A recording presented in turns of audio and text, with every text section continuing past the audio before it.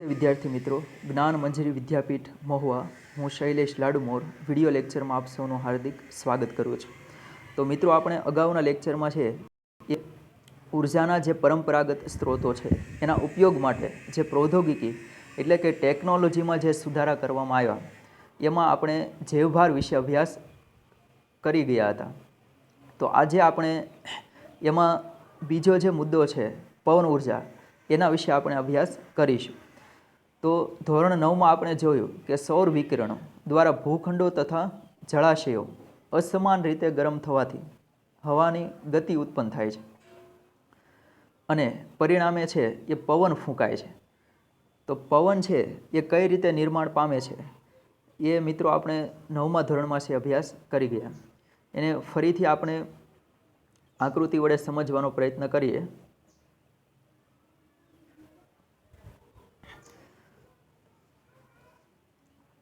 એટલે કે મિત્રો, જમીન અને પાણી, ભૂખંડો અને જળાશયો અસમાન રીતે છે ગરમ થાય છે. તો મુખ્ય પવન ઉત્પન્ન થવાનું કારણ છે એ આ જવાબદાર છે, જમીન અને પાણી. તો આ મિત્રો આપણને ખ્યાલ છે કે પૃથ્વી પર છે એ મોટે ભાગે જમીન વિસ્તાર અને પાણી વિસ્તાર છે આવેલો છે. એટલે કે જમીન કરતાં પાણી વિસ્તાર છે એ વધારે પ્રમાણમાં છે આવેલો છે. એટલે ભૂખંડો અને જળાશયો બંને અસમાન રીતે છે ગરમ થાય છે. તો જ્યારે દિવસ દરમિયાન છે એ સૂર્યપ્રકાશ પૃથ્વી પર આપાત થાય, એટલે કે જ્યારે સૌર વિકિરણો છે એ પૃથ્વી પર છે પડે ત્યારે જમીન વિસ્તાર છે એ ઝડપથી ગરમ થાય છે. કોની સરખામણીમાં? પાણીની સરખામણીમાં. એટલે સમુદ્ર પરની હવા છે એની સરખામણીમાં જમીન પરની હવા છે એ ઝડપથી ગરમ થાય છે. એટલે જમીન વિસ્તાર છે એ ઝડપથી ગરમ થવાને કારણે જમીન પરની જે હવા છે એ પણ છે ગરમ થાય છે. તો આવી ગરમ હવા છે એ હલકી બને છે અને એને પરિણામે છે એ ગરમ હવા છે ઉપર જાય છે. હવે મિત્રો, જે જમીન પરની ગરમ હવા છે એ ઉપર જવાને કારણે એ વિસ્તારમાં છે એ હવાનું દબાણ ઘટે છે. તો હવાનું દબાણ ઘટવાને કારણે જે સમુદ્ર પરની ઠંડી હવા છે, તો એ સમુદ્ર પરની ઠંડી હવા છે એ આ જમીન વિસ્તાર તરફ આવે છે. એટલે દિવસ દરમિયાન છે એ આ ઘટના બનતી હોય છે કે દિવસ દરમિયાન છે એ પવનની દિશા છે એ સમુદ્ર તરફથી જમીન પર હોય છે અથવા સમુદ્ર તરફથી જમીન તરફ હોય છે. એટલે આવી રીતે જમીન અને પાણી બંને અસમાન રીતે ગરમ થવાને કારણે છે એ પવન છે એ ઉત્પન્ન થાય છે. તો સામાન્ય રીતે પવન એટલે આપણે એવું કહી શકીએ કે ગતિમાન હવાને પવન છે એ કહેવાય છે. એટલે હવા જ્યારે ગતિમાં હોય ત્યારે આપણે એને પવન તરીકે ઓળખીએ છીએ. આ જ રીતની ઉલટી ઘટના છે એ રાત્રિ દરમિયાન છે બને છે. તો રાત્રે છે એ સમુદ્ર પરનું પાણી છે એ દિવસ દરમિયાન સૂર્યપ્રકાશને કારણે છે એ ગરમ હોય છે. એટલે સમુદ્ર પરની હવા પણ છે એ ગરમ થાય છે. આ ઘટના છે એ રાત્રિ દરમિયાન બને છે. એટલે સમુદ્ર પરની ગરમ હવા છે એ ઉપર જાય છે અને એની જગ્યાએ છે એ હવાનું દબાણ છે એ ઘટે છે. હવે રાત્રે છે એ સમુદ્ર એટલે પાણી કરતાં જમીન છે એ ઝડપથી છે એ ઠંડી પડી જાય છે. જે રીતે જમીન છે એ ઝડપથી ઠંડી પણ પડે છે અને ઝડપથી છે એ ગરમ પણ છે થઈ જાય છે. એટલે રાત્રિ દરમિયાન છે એ સમુદ્ર પરની જે ગરમ હવા છે એ ઉપર જાય છે અને ત્યાં હવાનું દબાણ ઘટવાને કારણે જમીન પરની જે ઠંડી હવા છે એ જમીન પરની ઠંડી હવા છે એ સમુદ્ર તરફ છે એ ધસી આવે છે. એટલે રાત્રિ દરમિયાન પવનની દિશા છે એ જમીન તરફથી સમુદ્ર તરફ હોય છે. તો આ રીતે છે એ પવન છે એ ઉત્પન્ન થાય છે. તો મુખ્યત્વે પવન ઉત્પન્ન થવાનું મુખ્ય કારણ એ છે કે જમીન અને પાણી બંને અસમાન રીતે ગરમ થવાને કારણે આવું છે એ બને છે.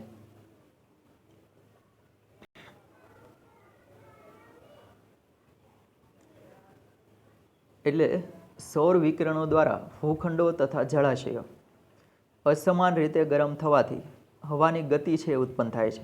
એટલે હવાની ગતિ એટલે પવન છે એ ઉત્પન્ન થાય છે અને પરિણામે પવન છે એ ફૂંકાય છે, એટલે પવન છે એ ઉદ્ભવે છે. પવનમાં રહેલી ગતિ ઉર્જાનો ઉપયોગ કાર્ય કરવામાં છે એ કરી શકાય છે. એટલે પવન છે એ ગતિમાં હોય છે, એટલે હવા જે ગતિ કરતી હોય એને આપણે પવન તરીકે ઓળખીએ છીએ. એટલે પવનની સાથે ગતિ ઉર્જા છે એ જોડાયેલી છે. તો આપણે અગાઉના લેક્ચરોમાં છે એ અભ્યાસ કરી ગયા કે કોઈ પણ વસ્તુ છે એ ગતિમાં હોય તો એની સાથે ગતિ ઉર્જા છે એ જોડાયેલી હોય છે.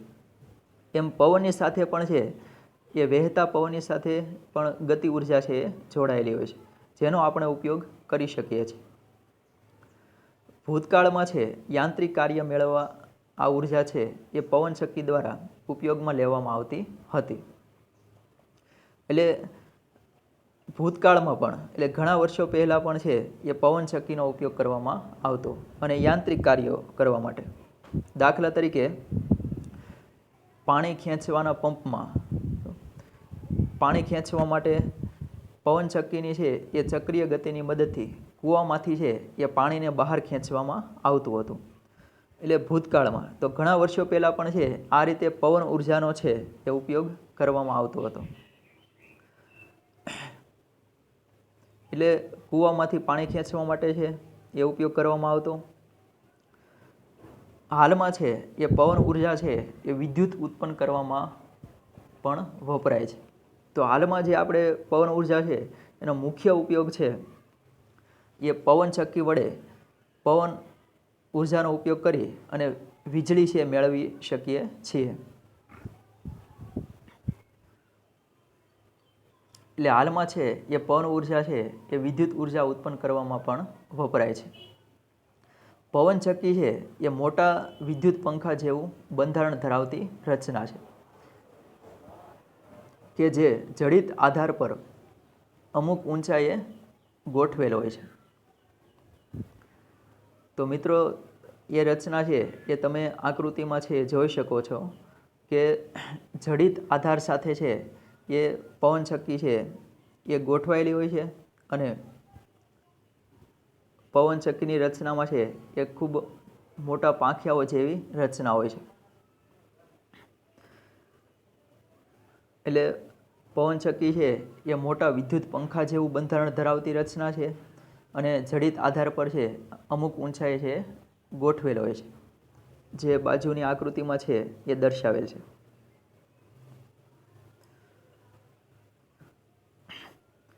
વિદ્યુત ઉત્પન્ન કરવા માટે પવન ચક્કીની પરિભ્રમણ ગતિનો ઉપયોગ વિદ્યુત જનરેટરના ટર્બાઇનને ફેરવવા માટે કરાય છે. એટલે સામાન્ય રીતે છે એ આપણે હાલના સમયમાં છે એ પવન ચક્કી વડે છે એ વિદ્યુત મેળવવા માટેનો ઉપયોગ કરીએ છીએ. તો પાંખિયાઓની સાથે જે જનરેટર જોડેલું હોય છે તો પવન ઉર્જાને કારણે છે પવન ઉર્જાનો જે ધક્કો લાગવાને કારણે છે એ પવન ચક્કી પરના પાંખિયાઓ છે ફરે છે અને આ પાંખિયાઓ છે એ ફરવાને કારણે છે એની સાથે પાંખિયાઓની સાથે જે જનરેટર છે એ જોડેલ છે તો એ જનરેટર પણ ફરે છે અને જનરેટર ફરવાને કારણે આપણે વિદ્યુત છે મેળવી શકીએ છીએ. કોઈ એક પવન ચક્કીનું આઉટપુટ ખૂબ જ નાનું હોય છે, એટલે આપણે એક પવન ચક્કી વડે છે એ મોટા પ્રમાણમાં વિદ્યુત ઉત્પન્ન કરી શકતા નથી. એટલે એક પવન ચક્કીનું આઉટપુટ છે એ ખૂબ જ નાનું હોય છે, તેથી તેનો વ્યાવસાયિક ધોરણે ઉપયોગ કરી શકતા નથી. એટલે માત્ર આપણે એક પવન ચક્કી વડે છે એનો વ્યવહારિક ઉપયોગ કરી શકીએ નહીં. એટલે ઓછા પ્રમાણમાં છે વિદ્યુત ઉત્પન્ન કરે છે. એટલા માટે શું કરવું પડે, પરિણામે મોટા વિસ્તારમાં છે એ ઘણી પવન ચક્કીઓ છે એ સ્થાપિત કરવામાં આવે છે, જેને પવન ઉર્જા ફાર્મ કહે છે.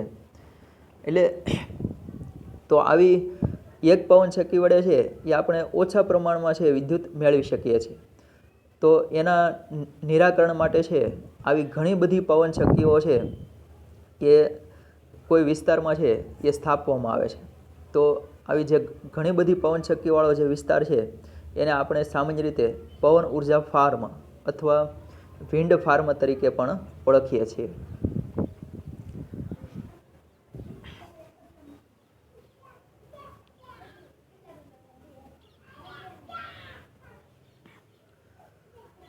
દરેક પવન ચક્કીના છે એ ઉર્જાના આઉટપુટને એકબીજા સાથે જોડી વ્યાવસાયિક ધોરણે વિદ્યુત મેળવવામાં આવે છે.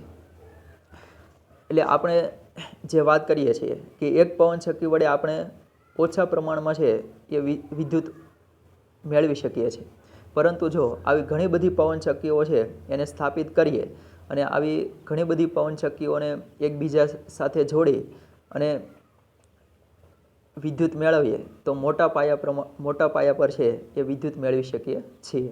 અને એનો આપણે ઉદ્યોગો છે કે કારખાનાઓ છે કે ઘર વપરાશમાં આ વીજળીનો આપણે ઉપયોગ કરી શકીએ છીએ. એટલે વ્યાવસાયિક ધોરણે, એટલે આપણે આ રીતે આપણે એને વ્યાવસાયિક ધોરણે ઉપયોગ કરી શકીએ છીએ. તો વધારે જાણવાની જે માહિતી છે કે ડેનમાર્કને છે એ પવનનો દેશ છે એ કહે છે, કારણ કે ડેનમાર્ક આ દેશમાં છે એ વધારે પ્રમાણમાં છે એ પવન છે વહેતો હોય છે. તો આ દેશની છે એ 25%થી પણ વધુ વિદ્યુત છે આપૂર્તિ છે પવન ચક્કીઓના વિશાળ નેટવર્ક દ્વારા છે એ વિદ્યુત ઉત્પન્ન કરીને કરવામાં આવે છે. એટલે ડેનમાર્ક, જેને આપણે પવનના દેશ તરીકે પણ છે ઓળખીએ છીએ અથવા પવનોના દેશ તરીકે ઓળખાય છે, તો ડેનમાર્કમાં 25% જેટલી વીજળી છે એ પવન ચક્કી વડે છે ઉત્પન્ન કરવામાં આવે છે. કુલ આઉટપુટમાં છે એ જર્મની છે અગ્રણી છે. એટલે વધારે પ્રમાણમાં વિદ્યુત મેળવવામાં જે ઘણા બધા જે વિશ્વમાં જે કુલ દેશો છે એ બધા જ દેશોમાં કોઈ આઉટપુટમાં છે એ જર્મની છે એ પ્રથમ ક્રમાંકે છે. એટલે પવન ચક્કી વડે છે એ વધારે પ્રમાણમાં કોઈ દેશ છે એ વીજળી મેળવતો હોય તો એ દેશ છે જર્મની છે. એટલે કે જર્મની છે એ પવન ચક્કી વડે છે એ વધારે પ્રમાણમાં છે વિદ્યુત મેળવે છે. જ્યારે ભારતની આપણે વાત કરીએ તો ભારતનું છે એ પવન ઉર્જા દ્વારા વિદ્યુત ઉત્પાદન કરવાવાળા દેશોમાં 5મું સ્થાન છે. તો વિશ્વમાં છે એ ભારત, આપણો દેશ છે એ પવન ઉર્જા વડે, એટલે કે પવન ચક્કી વડે છે એ વિદ્યુત ઉત્પન્ન કરવામાં છે એ 5મો ક્રમ છે ધરાવે છે.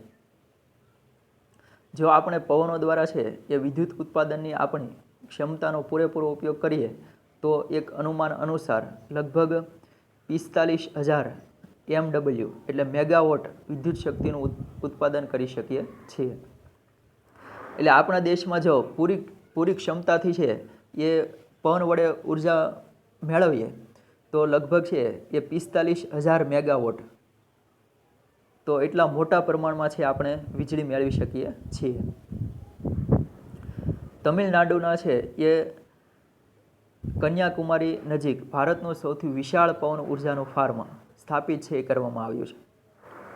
તે 380 મેગાવોટ વિદ્યુત ઉત્પન્ન કરે છે. એટલે આપણા દેશમાં છે એ તમિલનાડુની નજીક જે કન્યાકુમારી છે એ કન્યાકુમારીની નજીક છે એ ભારતનું સૌથી વિશાળ છે એ વિન્ડ ફાર્મ છે આવેલું છે કે જેની વિદ્યુત ઉત્પન્ન કરવાની કેપેસિટી છે એ 380 મેગાવોટ જેટલી છે.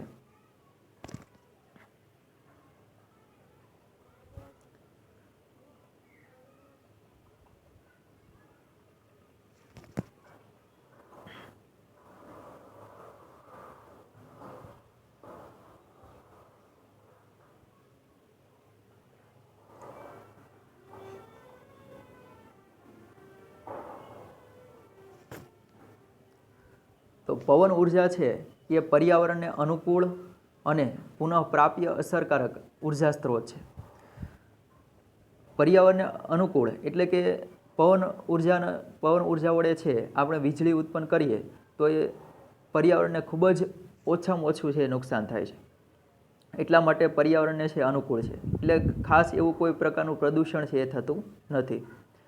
અને બીજો એક ફાયદો છે, એક ફાયદો તો એ છે કે એ પર્યાવરણને અનુકૂળ છે, એટલે ઓછામાં ઓછું છે એ પર્યાવરણને નુકસાન થાય છે. અને પુનઃપ્રાપ્ય અસરકારક ઉર્જા સ્ત્રોત છે. આ બીજો ફાયદો છે કે પવન ઉર્જા છે એ પુનઃપ્રાપ્ય ઉર્જા સ્ત્રોત છે, કારણ કે આપણને એ આ ઉર્જા સ્ત્રોત છે એ સતત મળી રહે છે, એટલે કે અખૂટ ઉર્જા સ્ત્રોત છે. વિદ્યુત ઉર્જાના ઉત્પાદન માટે તેમાં વારંવાર છે એ ખર્ચો કરવાની જરૂર પડતી નથી. એટલે પવન ઉર્જાનો ઉપયોગ કરી અને પવન ચક્કી વડે જે આપણે વીજળી ઉત્પન્ન કરીએ છીએ એમાં વારંવાર છે એ ખર્ચો કરવો પડતો નથી. માત્ર એક વખત છે એક સાથે છે એ ખર્ચો છે એ કરવાનો રહે છે. પરંતુ પવન ઉર્જાનો છે એ ઉપયોગ કરવામાં ઘણી મર્યાદાઓ છે. તો પવન ઉર્જાનો આપણે ઉપયોગ કરી અને જે વીજળી ઉત્પન્ન કરીએ છીએ એમાં ઘણી બધી મર્યાદાઓ છે રહેલી છે. તો આપણે સમજીએ કે કઈ મર્યાદાઓ છે રહેલી છે. તો પહેલી મર્યાદા એ છે કે પવન ઉર્જાનું ફાર્મ છે ફક્ત એવા વિસ્તારોમાં છે એ સ્થાપિત કરી શકાય કે જ્યાં વર્ષના મોટા ભાગના દિવસો દરમિયાન પવન છે એ ફૂંકાતો હોય. એટલે આપણે વિન્ડ ફાર્મ છે એ એવી જગ્યાએ છે એ બનાવી શકીએ કે જ્યાં આખા વર્ષ દરમિયાન છે એ પવન સતત મળતો રહે. તો આવા વિસ્તારો છે એ ખૂબ ઓછા હોય. એટલે આપણે બધી જ જગ્યાએ છે એ વિન્ડ ફાર્મ બનાવી શકતા નથી કે જ્યાં આખા વર્ષ દરમિયાન છે એ સારા પ્રમાણમાં છે એ પવન મળી રહેતો હોય, એટલે સતત પવન છે એ મળી રહેતો હોય એવી જગ્યાએ જ છે આપણે વિન્ડ ફાર્મ છે એ બનાવી શકીએ છીએ. એટલે આ પવન ઉર્જા વડે વીજળી ઉત્પન્ન કરવાની પહેલી મર્યાદા છે.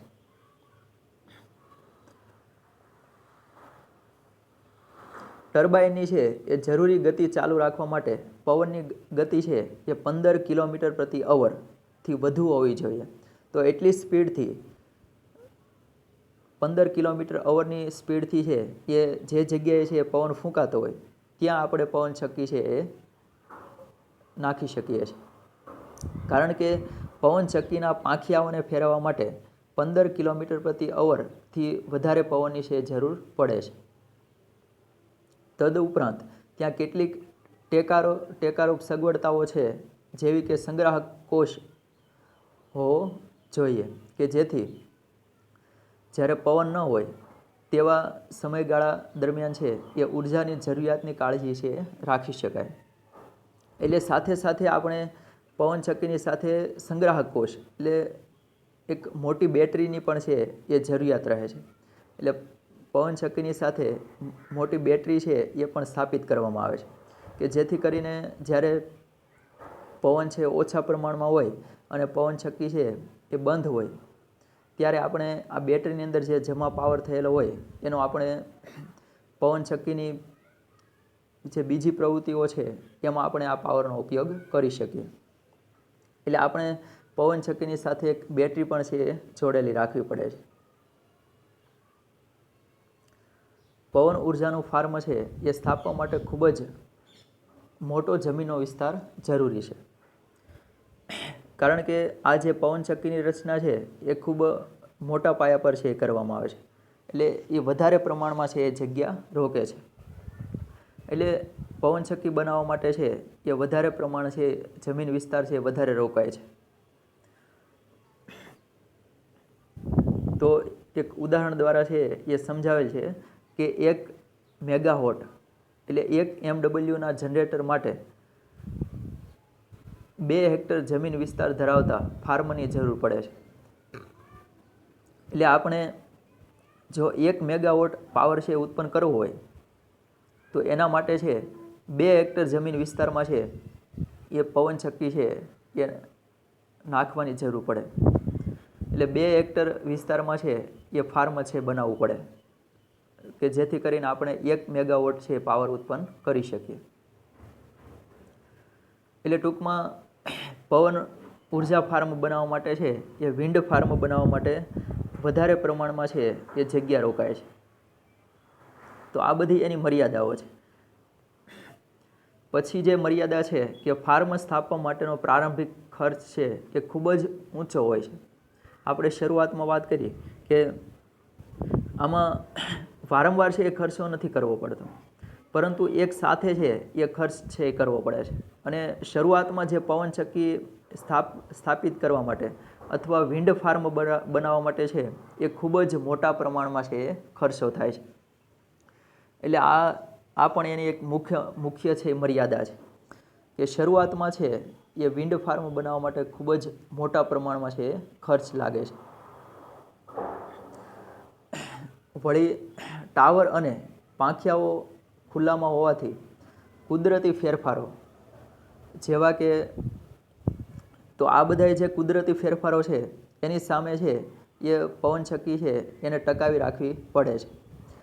વરસાદ ખૂબ વધારે પ્રમાણમાં વરસાદ હોય ત્યારે, પછી સૂર્યપ્રકાશને સામે વધારે તોફાન હોય ત્યારે, અને વાવાઝોડા દરમિયાન તેમની ખૂબ જ ઉચ્ચ કક્ષાની જાળવણીની જરૂર હોય છે. એટલે આવી બધી કુદરતી પરિસ્થિતિઓમાં પવનચક્કીને છે એ જાળવી રાખવી છે એ ખૂબ જ મહત્ત્વની છે. તો આવા જુદા જુદા છે એ મુદ્દાઓ છે, એટલે કે આ બધી એની મર્યાદાઓ છે. અને પવન ઉર્જા છે એનો મુખ્ય ફાયદો એ છે કે એ પર્યાવરણ માટે અનુકૂળ છે, એટલે પર્યાવરણને ઓછામાં ઓછું નુકસાન કરે છે, અને પુનઃ પ્રાપ્ય ઉર્જા સ્ત્રોત છે. એટલે આ ઉર્જા સ્ત્રોત છે એ અખૂટ ઉર્જા સ્ત્રોત છે, અને આપણને એ સતત મળી રહે છે. તો આવી રીતે પવન ઉર્જાનો આપણે ઉપયોગ કરી અને વિદ્યુત છે મેળવી શકીએ છીએ. તો મિત્રો, આજના લેક્ચરમાં આપણે છે એ એટલે સુધી અભ્યાસ કરીશું. Okay, thank you.